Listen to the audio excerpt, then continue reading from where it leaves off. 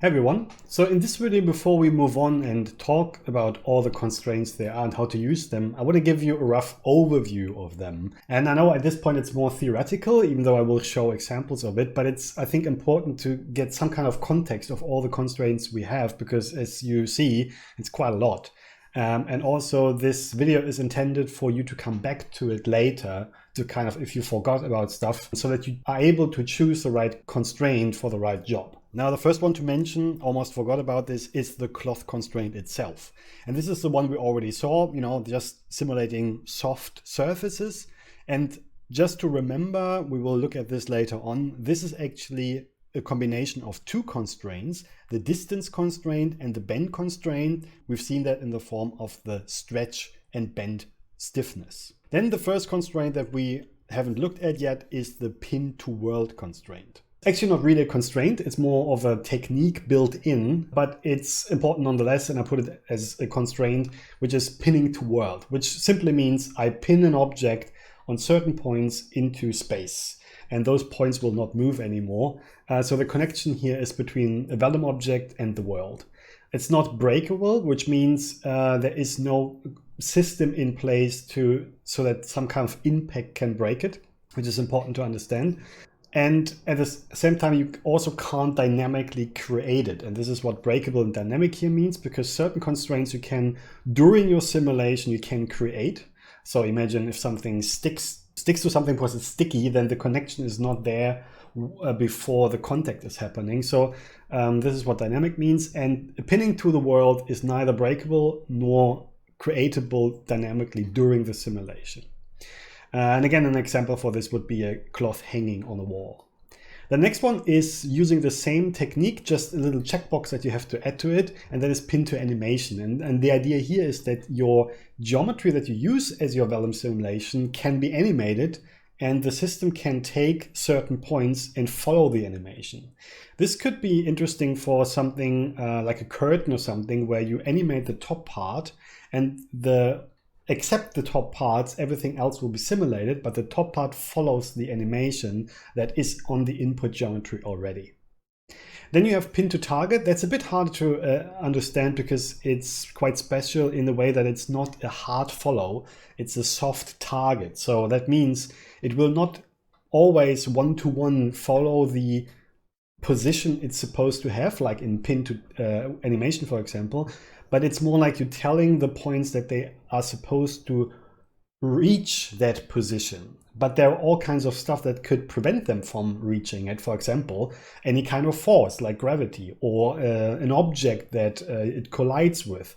So this can be interesting if you want to have a movement that the object should have overall, but while it's trying to reach it, it can be stopped or influenced by any kind of simulation element that tries to stop it from it. And then there is attached to geometry. That's a bit easier again, because it just means if you have a moving object that is not the cloth itself, a good example would be a pole, and you want to connect a flag to it, then the pole is an animated object that you want to attach the Vellum to, which is not the same thing as pin to animation, because here in this case, not the flag is animated, but the pole it is attached to. So this is the attached to geometry constraint. And the interesting thing about this is actually breakable. You can set it so that under a certain amount of stress, this can break. And it seems to me, as far as I can tell from my research, that this is not dynamic, unfortunately. So you cannot create that connection during your simulation. It has to be a pre-built connection at the beginning of the simulation. And again, a flag on a pole is the best example for this. Then there is a weld, and that means if you have a piece of cloth that is cut into different pieces, then you can simulate the idea that a piece of cloth can tear apart.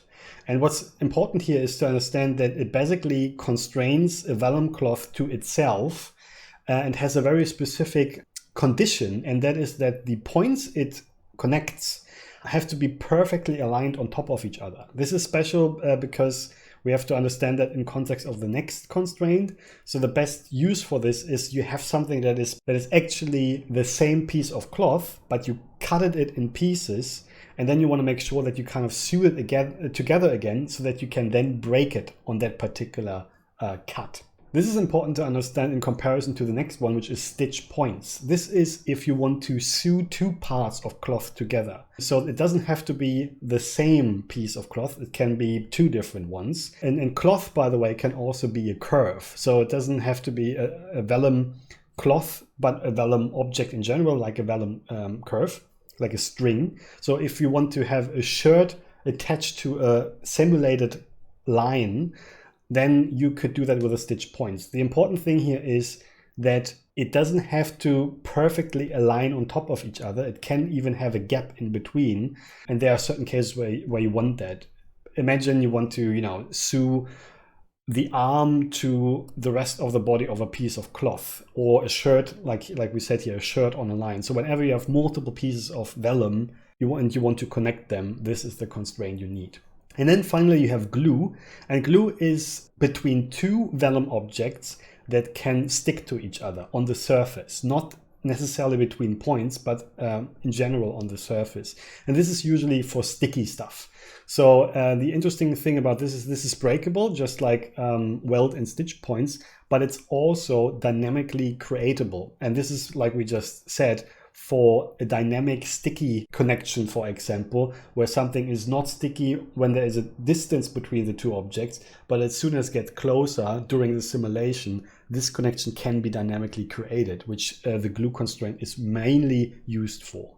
Now it's important to point out that the glue constraint can also be an alternative to the stitch points constraint, because unlike the stitch points constraint, it allows you to connect multiple objects with each other, which is a good alternative if you have obviously a lot of them. Now it comes with its own downsides, but I don't want to go too deep into this. Just keep that in mind. The glue constraint can be an alternative to the stitch constraint.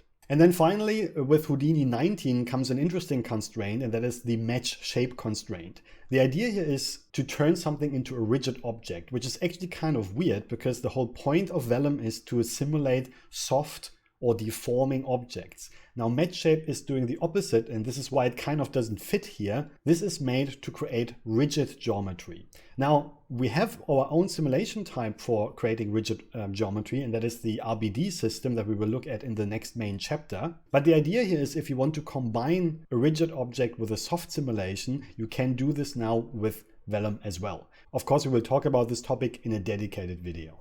So all these constraints so far are mostly for surface-based geometry. So basically the hull of something or flat surfaces maybe. But the next thing we want to talk about is how to deal with curve-like geometry. For example, ropes or hair. And this is actually also used in the hair simulation setup tools in Houdini, which we're not talking about in this course. Now there are two types of that, string and hair. And the main difference is that hair has an orientation attribute to it. So when you deform a hair curve, then a rotation will follow with that. The string simulation doesn't have that, which has the advantage that it's faster and basically a bit more freely moving. So there are less limitations in the degrees of freedom that a string constraint can use. It will be a bit clearer when we look at the two cases for different examples, but keep in mind there are two types of curve-based constraints, string and hair. And besides curves, we also have the case that we have three-dimensional objects. So basically objects that are filled with something. And this is a separate topic we will talk about.